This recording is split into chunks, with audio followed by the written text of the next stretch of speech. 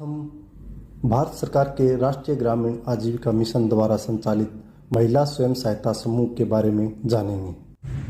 नमस्कार, उत्कृष्ट India CBO में आपका स्वागत है।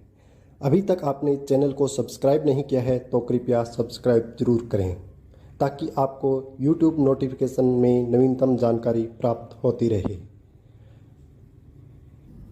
वर्ष 2011 में यूपीए सरकार ने ग्रामीण लोगों की आजीविका में सुधार तथा ग्रामीण अर्थव्यवस्था को बढ़ावा देने के उद्देश्य से विश्व बैंक के सहयोग से NRLM यानी नेशनल रूरल लाइवलीहुड मिशन, जिसे हिंदी में राष्ट्रीय ग्रामीण आजीविका मिशन के नाम से जाना जाता है, की शुरुआत की। वर्ष 2015 में एनडीए सरकार ने मिशन का नाम बदलकर DAYNRLM यानी दीनदयाल अंत्योदय योजना राष्ट्रीय ग्रामीण आजीविका मिशन कर दिया गया। देश के सभी राज्यों में यह मिशन कार्य कर रहा है। NRLM की वेबसाइट के 83 लाख से अधिक महिला स्वयं सहायता समूह चल रहे हैं। राष्ट्रीय ग्रामीण आजीविका मिशन के अंतर्गत कम से कम 10 तथा अधिकतम 20 गरीब ग्रामीण महिला परिवारों को जोड़कर महिला स्वयं सहायता समूह का गठन किया जाता है।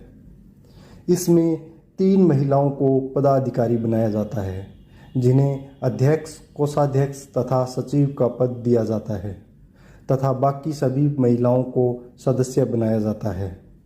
समूह के गठन के बाद समूह को साप्ताहिक बैठक करनी होती है। प्रत्येक बैठक की कार्रवाई को समूह के रजिस्टर में लिखा जाता है। सभी महिलाओं को मासिक या साप्ताहिक बचत एकत्रित करनी होती है तथा इन बचत के पैसों को समूह की जरूरतमंद महिलाओं को उधार या ऋण के रूप में दे दिया जाता है। उदाहरण के तौर पर एक महिला 100 रुपये मासिक बचत करती है तो 10 महिलाएं 1000 रुपये की बचत हर माह करेगी। किसी महिला को घर खर्च हेतु पैसों की आवश्यकता होती है तो समूह से उधार या ऋण ले सकती है, जिस पर 1 रुपया प्रति सैकड़ा की दर से ब्याज देना होता है तथा मासिक किस्तों में ऋण वापसी करना होता है। बैंक में समूह का बचत खाता भी खोला जाता है। समूह का संचालन सही तरीके से करने के लिए पंचसूत्रों की पालना करनी होती है।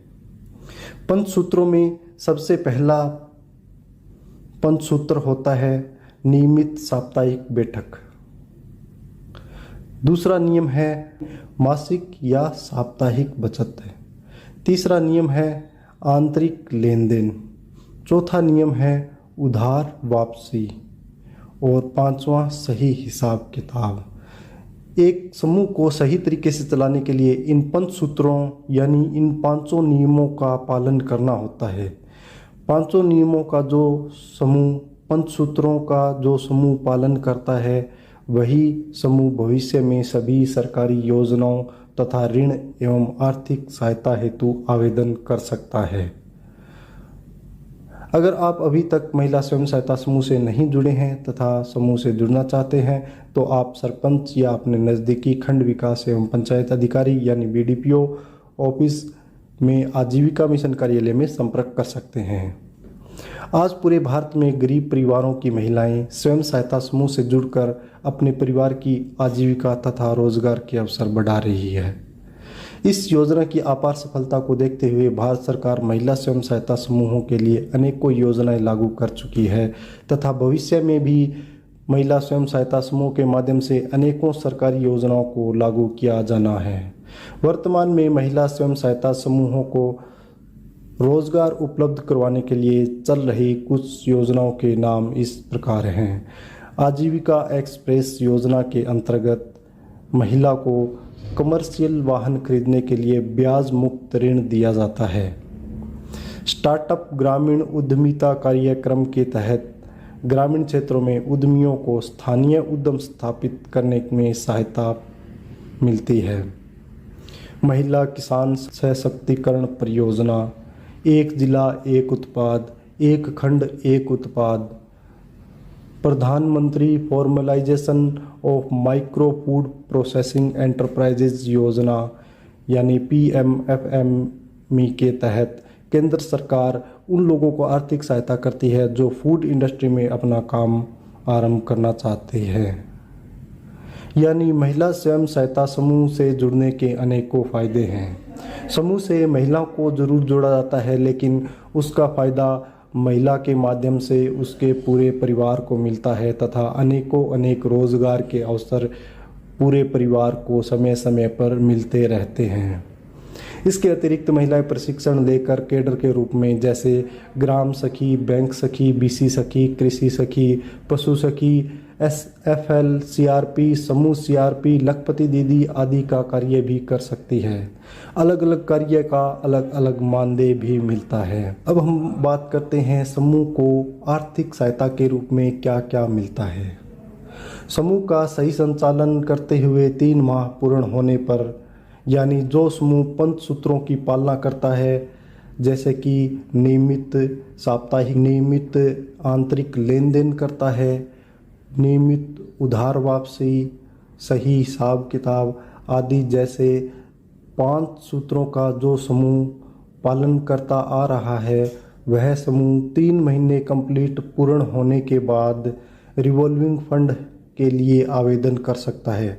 रिवॉल्विंग फंड के रूप में समूह को 20,000 से 30,000 तक की राशि प्रदान की जाती है, जिसे आवश्यकता अनुसार महिलाएं आपस में बांट सकती है तथा 1 रुपया प्रति सैकड़ा ब्याज के अनुसार निर्धारित किस्तों में यह पैसा वापस करना होता है।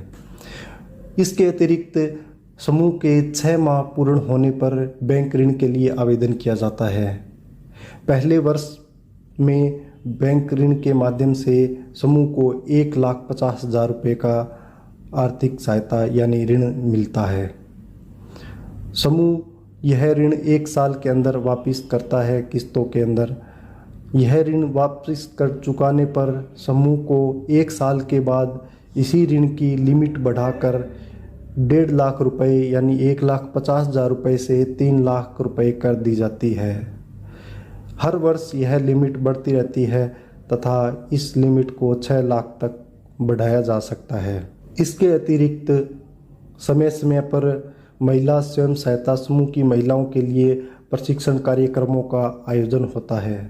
महिलाओं को प्रशिक्षण देकर महिला या उनके परिवार के किसी भी सदस्य को प्रशिक्षण देकर आजीविका बढ़ाने के लिए या रोजगार के अवसर प्रदान किए जाते हैं। यह प्रशिक्षण महिलाओं तथा उनके परिवार के सदस्यों को सरकार द्वारा निःशुल्क प्रदान किया जाता है। कुछ प्रशिक्षण के उदाहरण इस तरह से है, जैसे सिलाई, कढ़ाई, बकरी पालन, CCTV कैमरा, बैंक सखी, BC सखी आदि जैसे अनेकों प्रशिक्षण प्रदान किए जाते हैं। प्रशिक्षण लेने के बाद महिलाएं अपना व्यवसाय आरंभ कर सकती है तथा व्यवसाय आरंभ करने के लिए समूह से या बैंक से ऋण भी उपलब्ध करवाया जाता है। आज के वीडियो में इतना ही। आगे के वीडियो में हम चर्चा करेंगे ग्राम संगठन और CLF